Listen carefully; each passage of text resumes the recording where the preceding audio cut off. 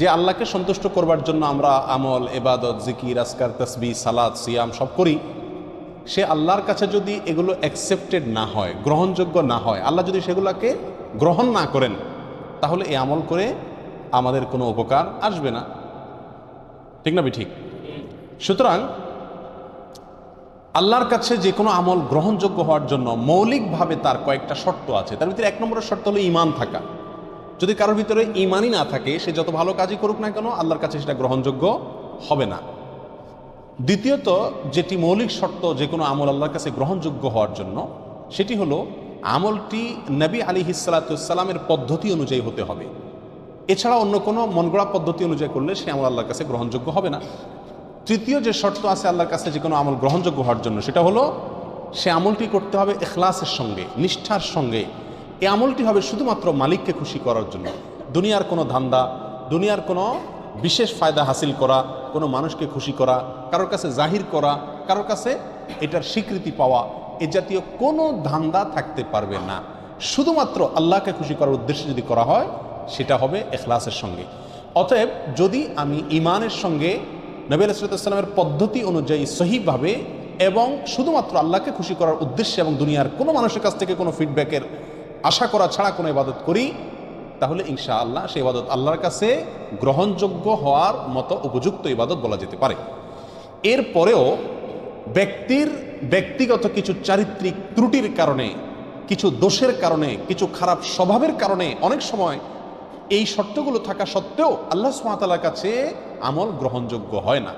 এরকম 13 শ্রেণীর ব্যক্তির সঙ্গে আজকে আমরা পরিচিত হব।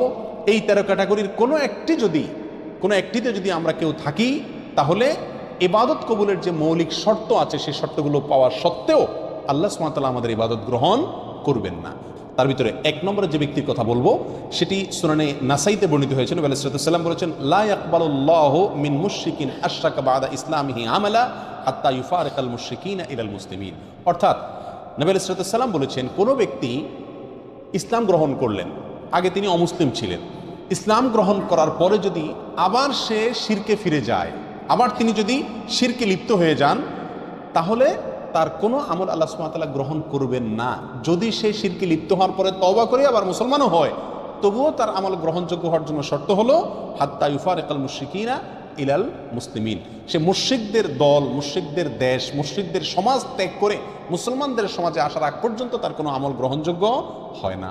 তাহলে একজন অমুসলিম, তিনি মুসলিম হলেন, ইসলাম গ্রহণ করলেন, ইসলাম গ্রহণ করার পরে আবার তিনি অমুসলিম হয়ে গেলেন, এরপর যদি আবার তিনি মুসলমান হয়ে যানও কিন্তু অমুসলিমদের মধ্যেই তিনি অবস্থান করেন, তাহলে তার আমল আল্লাহ তাআলা গ্রহণ করবেন না। তার আমল গ্রহণযোগ্য হতে হলে তাকে মুসলমানদের সমাজে এসে প্রবেশ করতে হবে, বসবাস করতে হবে। এর ফলে সেই ইসলামের উপরে টেকা তার জন্য কি হবে? সহজ হবে। তাহলে আল্লাহর জন্য খারাপ সমাজ, মন্দ সমাজ ত্যাগ করে ভালো সমাজে আসা, এটা বান্দার নেক আমল কবুল হওয়ার জন্য অন্যতম একটি উপায় এবং মাধ্যম। আল্লাহ তাআলা আমাদের সবাইকে এই গুণটি অর্জন করার তৌফিক দান করুন।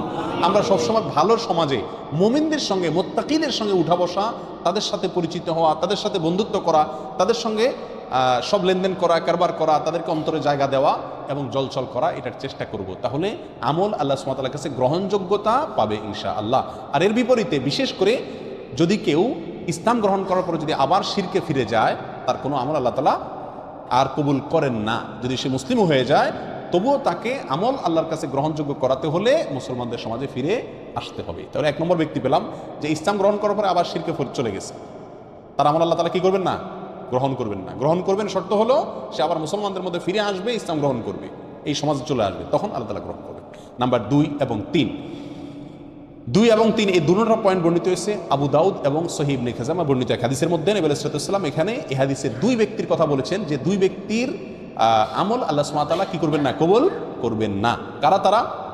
নবী আলাইহিস সালাম বলেছেন, লা ইয়াকবালুল্লাহু সালাতান বিগাইরি তাহুরিন। এটা হলো দ্বিতীয় ব্যক্তি। ওই ব্যক্তির সালাত আল্লাহ সুবহানাহু ওয়া তাআলা কবুল করবেন না যে সালাত পড়তেছে পবিত্রতা অর্জন করা ছাড়া। তার মানে পবিত্রতা অর্জন করা সালাতের জন্য পূর্ব শর্ত। এখন যদি পবিত্রতা অর্জনের ত্রুটি থাকে, কোথাও শুকনা থাকে, ভালো করে ওযু না করেন, ভালো করে গোসল না করেন, তাহলে আপনার এই সালাত হবে না। এই সালাত আবার পুনরায় করতে হবে, এটা বিশুদ্ধই হবে না, আল্লাহ তাআলার কাছে এটা অ্যাকসেপ্টেডই হবে না।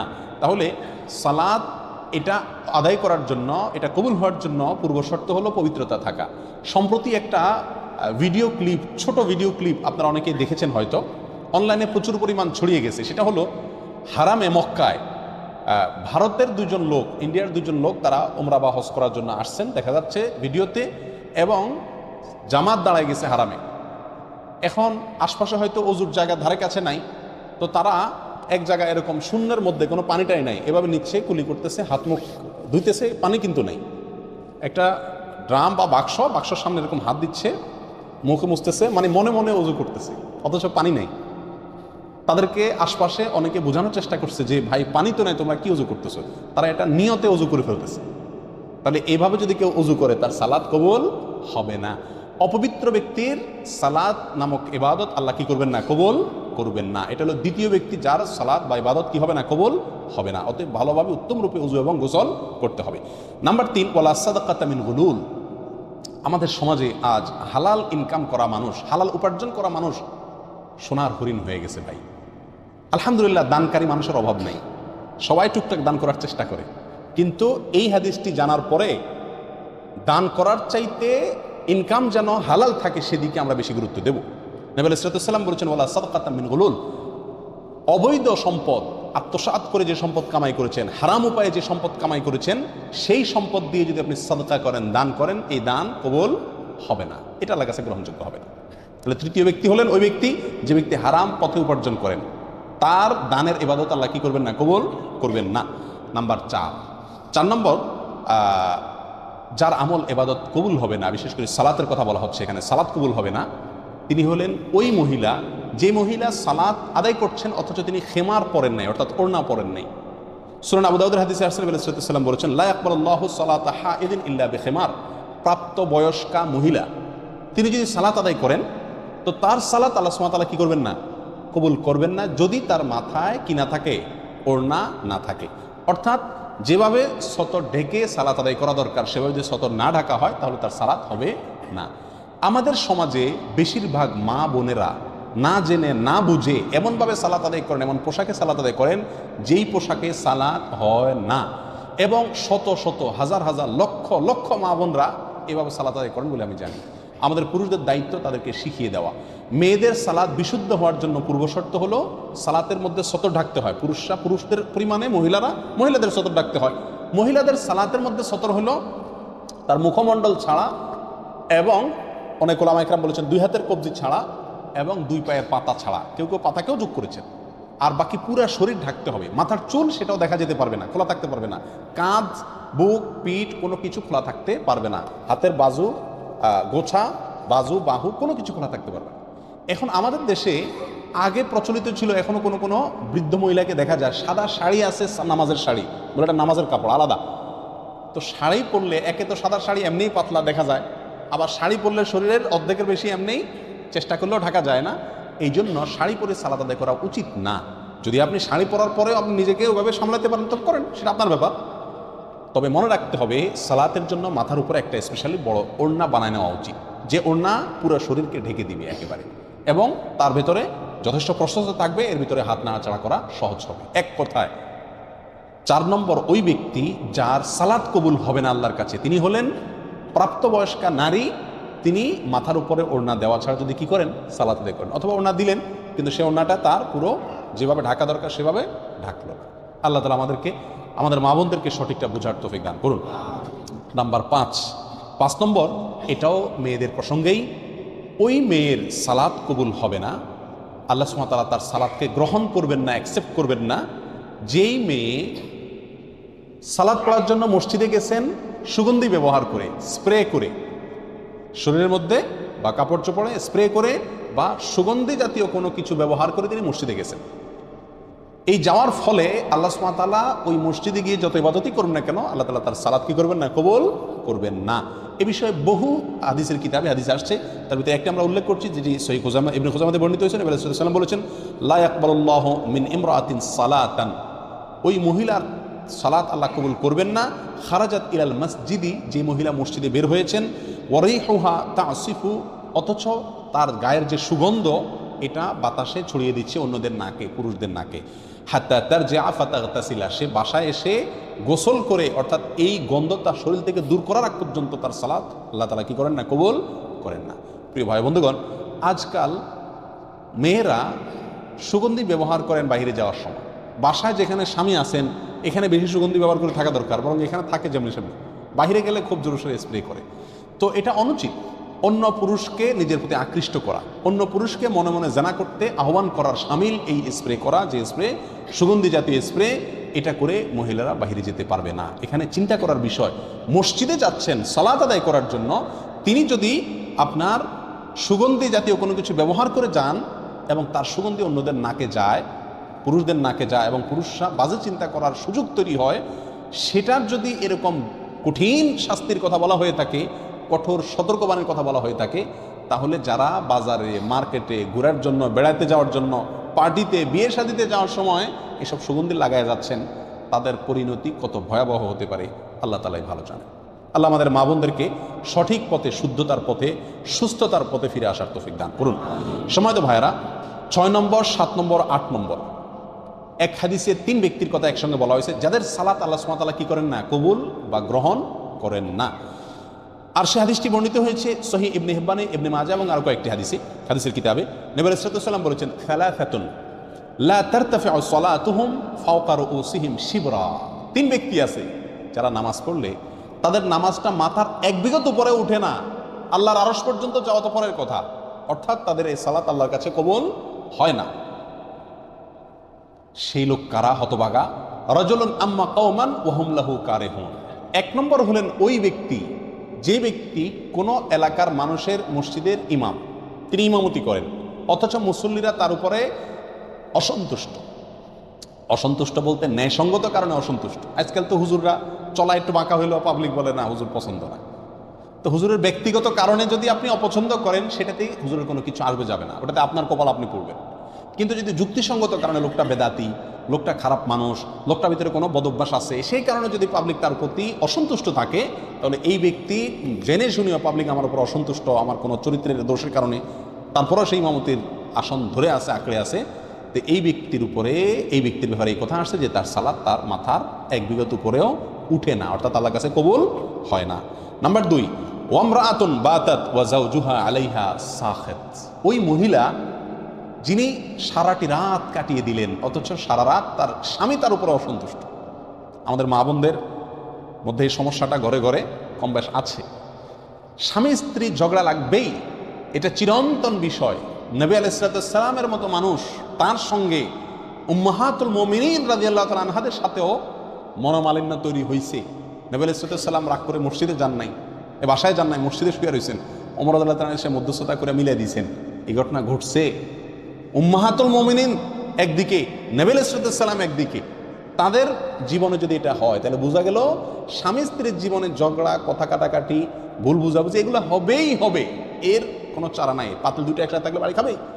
কিন্তু আমাদের বোনদেরকে খেয়াল করতে হবে, যেহেতু আমাকে আল্লাহর সন্তুষ্টি অর্জন করতে হবে, আমার ইবাদত আল্লাহর কাছে কবুল করাইতে হবে, অতএব রাগ করে আপনি থাকেন, কিছু সময় থাকেন, সমস্যা নাই। সারাটা রাত স্বামীর উপরে রাগ করে আপনি থাকিয়েন না, অন্তত রাতের কিছু অংশ গেলে রাগটা মিটানোর চেষ্টা করেন। যদি স্বামী অন্যায়ভাবে রাগ করে থাকে, গায়ের জোর রাগ করে, সেটা ভিন্ন কথা। যাই হোক, তাহলে দ্বিতীয় হলেন ওই স্ত্রী যিনি সারাটি রাত কাটিয়ে দিলেন, অথচ তার স্বামী তার কারণে তার উপরে কি অসন্তুষ্ট। যদি স্বামী অন্যায়ভাবে অসন্তুষ্ট হয় এবং তাকে সন্তুষ্ট করার কোনো জায়গা না থাকে, গোয়ার টাইপের হয়, তাহলে ভিন্ন কথা। 3 নম্বর, আব্দুল আবেক, ওই গোলাম বা কৃতদাস যে মালিক থেকে পালিয়ে গেছে, অনুমতি ছাড়া, কোনো তার সাথে চুক্তি ছাড়া তার থেকে পালিয়ে গেছে। কোনো কোনো বর্ণনা আসছে ওই 2 ভাই, যেই 2 ভাই নিজেদের মধ্যে মারামারি বা কাটাকাটিতে লিপ্ত। তাহলে এই হাদিসে 3 ব্যক্তির কথা আমরা পেলাম, আর আগে 5 জনের কথা বললাম, তাহলে মোট 8 জনের কথা পেলাম যাদের সালাত বা ইবাদত আল্লাহর কাছে কি হয় না, গ্রহণযোগ্য হয় না। নাম্বার 9 নম্বর হলেন ওই ব্যক্তি, যে ব্যক্তি মদিনার মতো শহর, আল্লাহ নবী আলাইহিস সালামের মহব্বতের শহর, তার স্মৃতি বহনকারী শহর, পৃথিবীর 2য় সবচেয়ে গুরুত্বপূর্ণ এবং পবিত্র শহর, যে শহর কিয়ামতের আগে দাজ্জালের ফিতনা থেকে পর্যন্ত মুক্ত থাকবে, যে শহরের বহু ফজিলতের কথা হাদিসে বর্ণিত হয়েছে, সেই শহরে যে ব্যক্তি ফিতনা ফাসাদ করবে, সেই শহরে যে ব্যক্তি অশান্তি সৃষ্টি করার অপচেষ্টা চালাবে, এই ব্যক্তির কোনো আমল নফল আমল, ফরজ আমল কিচ্ছু আল্লাহ তাআলা গ্রহণ করবেন না। আপনারা কেউ বলতে পারেন এটাও কেউ করে, মদিনাতে কেউ এই অশান্তি করে? গত বছর রমজানেই তো হয়েছে, বোমা হামলা হয়েছে, না জানি কি জানি ফুটছে মসজিদে হারামের আশেপাশে কোনো একটা গাড়ির পার্কিংয়ে, গত বছর রমজানের শেষের দিকে হয়েছে। তো এটা হতে পারে কোনো আল্লাহর বান্দা, আল্লাহ তাকে হেদায়েত দান করুক, এই ভুল পথে পা বাড়াতে পারেন। তার জন্য সাবধান বাণী, তার কোনো আমল আল্লাহ তাআলা নফল ফরজ কিচ্ছু গ্রহণ হবে না যদি আল্লাহ নবী সাল্লাল্লাহু আলাইহি সাল্লামের মদিনার শহরে কি করে কেউ অশান্তি সৃষ্টি করে। আমরা কেউ বলতে পারি যে আমরা তো এটা করবো না, তাহলে এই ওয়াজ আমাদের দরকার নাই। না ভাই, মদিনাতে আমাদের যাদের যাওয়া পড়ে, আমরা যাওয়ার সুযোগ হয়, মদিনার শহরটার প্রতি আলাদা কেয়ার করা আমাদের সবারই দায়িত্ব। আপনি একটা কলা খেয়ে মদিনার রাস্তায় ফেলে দিলেন, এটা তো মদিনার শহরটাকে আপনি নষ্ট করলেন। অতএব আপনি এই হাদিসের মধ্যে সরাসরি না পড়েন, কিন্তু কাছাকাছি ক্যাটাগরির আমল তো করলেন। হ্যাঁ, মদিনার শহরের ক্ষেত্রে আমাদেরকে সচেতন থাকতে হবে যে আমার কোনো আচরণ, কোনো কাজ দ্বারা যেন মদিনার শহরের কোনো ক্ষতি বা শহরবাসীর কোনো ক্ষতি না হয়। একই সঙ্গে মক্কার ব্যাপারেও, যেহেতু মক্কা হারাম, পৃথিবীর সবচেয়ে পবিত্র শহর, সেটারও পবিত্রতা রক্ষার জন্য চেষ্টা করতে হবে। যাই হোক, মূল হাদিসটি আমরা চলে আসি। হাদিসটি সহিহ মুসলিম সহ বিভিন্ন হাদিসের কিতাবে আসছে। নবী সাল্লাল্লাহু আলাইহি ওয়াসাল্লাম বলেছেন, আল মাদিনাতু হারামুন মা বাইনা আইর ইলা সাউর। মদিনার শহরটা সম্মানিত শহর। ফামান আহদাসা ফিহা হাদাসান, যে ব্যক্তি এই মদিনার শহরে কোনো দুর্ঘটনা ঘটাবে, আও মুহদিসান, অথবা কোনো দুর্ঘটনাকারীকে আশ্রয় দিবে, ফালাইহি লানাতুল্লাহি ওয়াল মালাইকাতি ওয়ান নাসি আজমাইন, তার উপরে আল্লাহর লানত, ফেরেশতাদের লানত, সকল মানব জাতির লানত পড়ে তার উপরে। এবং লা ইয়াকবালুল্লাহু মিনহু ইয়াউমাল কিয়ামাতি আদলান ওয়ালা সারাফা, কিয়ামতের দিনে ব্যক্তি যত আমল করে নিয়ে যাক না কেন, আল্লাহর কাছে তার কোনো ফরজ নফল কোনো আমল কি হবে না, গ্রহণযোগ্য হবে না। তাহলে মদিনা শহর যে অশান্তি সৃষ্টি করে, তার জন্য এই পরিণাম যে তারও আমল, কোনো আমল আল্লাহ কি করবেন না, গ্রহণ করবেন না। এরপরে আসি 10, 11, 12, তিনটা পয়েন্ট আসছে এক হাদিসে। আর হাদিসটি বর্ণিত হয়েছে সহিহুল জামের ভিতরে, তাবরানীর ভিতরে আসছে। নবী সাল্লাল্লাহু আলাইহি ওয়াসাল্লাম বলেছেন, সালাসুন লা ইয়াকবালুল্লাহু লাহুম সারফান ওয়ালা আদলা। তিন হতভাগা ব্যক্তি আছেন যাদের কোনো ফরজ নফল কোনো আমল আল্লাহ সুবহানাহু ওয়া তাআলা, নফল বা ফরজ কোনো আমল আল্লাহ তাআলা গ্রহণ করবেন না। কারা তারা? নাম্বার 1, আকুন, মা বাবার অবাধ্য সন্তান, মা বাবাকে কষ্ট দেয়, মা বাবার ন্যায্য দাবিকে মানে না, মা বাবার ন্যায়সঙ্গত নির্দেশকে ফলো করে না। বড় কঠিন একটা জায়গা, মানতেই হবে আল্লাহ এবং তার রাসূল সাল্লাল্লাহু আলাইহি সাল্লামের পরে যার নির্দেশ মানতে আমি বাধ্য, কে সে? আমার জন্মদাতা বাবা এবং মা। যতক্ষণ সাধ্যে কুলায় মানতে হবে, শুনতে হবে। আজ আমাদের অবস্থা হয়ে গেছে যে আমরা ওই যে এর আগে একটা হাদিস আপনাদেরকে শুনেছিলাম, 15টি বদভ্যাস যখন কোনো জাতির ভিতরে আসবে, তখন আল্লাহর গজব সেখানে সে জাতির উপরে চলে আসবে। তার ভিতরে একটা হলো, একটা সময় আসবে কিয়ামতের আগে মানুষ বউয়ের কথা শুনবে, মায়ের কথা শুনবে না, দোস্তকে সময় দিবে, বাপকে সময় দিবে না। আজকে সেই সময়টা এসে গেছে। আমাদের উচিত মা বাবার নির্দেশকে সর্বোচ্চ গুরুত্ব দিয়ে দেখা। আমরা জানি বৃদ্ধ বয়সে মা বাবা অনেক অযৌক্তিক নির্দেশ করবে। মনে রাখতে হবে, আপনি যখন ছোট শিশু ছিলেন তখন যত নির্দেশ করতেন মা বাপকে, যত কিছু চাইতেন, দাবি করতেন, তার সবগুলাই প্রায় কি ছিল? অযৌক্তিক ছিল। কিন্তু মা বাবা কখনো আপনার প্রতি বিরক্ত হন নাই। আর আপনি এখন বলতেছেন না আব্বার কি কথার কোনো যুক্তি খাটে না, মা এটা বলছেন, এটা কি একটা অন্যায় কথা বলতেছেন। জি, ওই অন্যায় কথাটাই আপনাকে মানতে হবে, যদি সেটা মানতে গিয়ে কারোর প্রতি অবিচার করা না হয়, আল্লাহর কোনো হুকুম লঙ্ঘন না হয়। ছোট্ট একটা গল্প বলি। এক বাবা বৃদ্ধ বয়সে একেবারে জীবন সায়ান্নে, মৃত্যুর আগ মুহূর্তে তিনি, তার ছেলে খুব ভালো, বাবার খুব খেয়াল করে। তো ছেলের মনের ভিতরে আসছে যে আমি বাবার মনে হয় সব রকমের হক আদায় করে ছেড়ে দিয়েছি। আসলে সে খুব খেদমত করতো। তো বাবা একদিন ডাইকা বলে যে বাবা আমার একটা জিনিস মনে চাইতেছে। বলেছে বলো বাবা, কি মনে চাইতেছি? তোমার জীবন দিয়ে ফেলাম তোমার জন্য।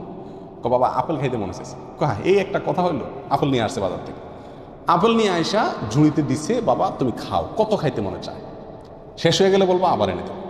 বাবা বলে যে বাবা আমার তো ও যে পাহাড়টা আছে আমাদের বাড়ির পাশে, ওই পাহাড়ের উপরে উঠা ওখানে বসে আপেল খাইতে মনে চাইতেছে। ছেলে চিন্তা করলো, হ্যাঁ রে বাপে, এই বুড়া বাপ হাঁটতে পারে না, মাথায় করে উঠাইতে হবে আপেল সহ। আসে যাক, বাপে চাইছে যেহেতু মরে যাবে, আমার জন্ম দিছে, আল্লাহ তার নির্দেশ মানতে আমাকে বাধ্য করেছেন। তো ছেলে বাপের কাঁধে করে নিয়ে আপেল সহ পাহাড়ের উপরে উঠে গেছে। পাহাড়ের উপরে ওঠার পরে ওখানে যে বাপে বলে যে দাও আপেলগুলো দাও, তো ঝুড়ি দিছে আর বাপে একটা একটা করে নিচে ফেলে দিচ্ছে, ছুঁড়ে ছুঁড়ে নিচে ফেলে দিচ্ছে। সবগুলো ফেলানো শেষ হয়ে গেছে। আর এবার ছেলেকে বলতেছে যাও নিয়ে আসো। ছেলে তো ফেল করে তাকা রয়েছেন, কিছু বলা যাবে না, বাবা নির্দেশ। গেছে কষ্ট করে, আবার নিচ থেকে আপেলগুলো কুড়ে কুড়ে আবার আনছে। আনার পরে আবার বাপে ফেলে দিস, দিয়ে কয় যাও আবার নিয়ে আসো। ছেলে বাপের দিকে তাকাচ্ছে, কয় যাও, তুমি না ছেলে, তুমি না আল্লাহর সন্তুষ্টি চাও, তুমি না বাপের সব কথা মানতে বাধ্য, যাও আমি নির্দেশ করছি, চলে গেছে। আল্লাহকে চায় সে, নেক ছেলে। বাপে আবার ফেলে গেছে। এবার ছেলে আর নড়তে চায় না। পাগলামের একটা সীমা আছে, কত রকম পাগলামি করবে উনি। এবার তখন বাবা বলতেছে, বাবা খুব বেশি তোমার রাগ হচ্ছে না, খুব মাথা গরম হয়ে যাচ্ছে যে হ্যাঁ এই বুড়া বাপে কি শুরু করছে, তোমাকে একটা কথা বলি বাবা, আমি এখানে আপেল খাওয়ার জন্য আসি নাই, আমি তোমাকে একটা জিনিস শেখানোর জন্য আসছি। বলে কি? বললেন যে তুমি যখন ছোট ছিলা, পিচ্ছি ছিলা, তখন তোমাকে আমি বল কিনে দিছিলাম, তুমি বল চাইছো, এরপর তুমি বলছো না বল হইলে হবে না, আমি পাহাড়ের উপরে যাই খেলবো। আসছো পাহাড়ের উপরে, ভালো কথা, অযৌক্তিক নির্দেশ, তাও মানছি। তখন তুমি এই বলটা খেলতে গিয়া কত সবার যে নিচে ফালাইছো তার কোনো হিসাব নাই। আমি সেই বল নিচ থেকে কুড়ে বারবার আয়না দিছি।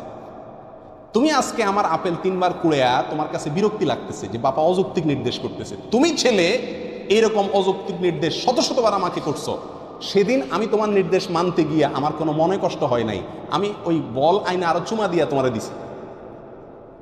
তুমি ফালাইছো, আমি আয়না আয়না দিছি। আজকে তুমি আপেল কুড়াইতে গিয়ে তোমার কষ্ট হচ্ছে না, মনে কষ্ট হচ্ছে, সেদিন তোমার বল কুড়াইতে গিয়ে আমার কোনো মনে কষ্ট হয় নাই।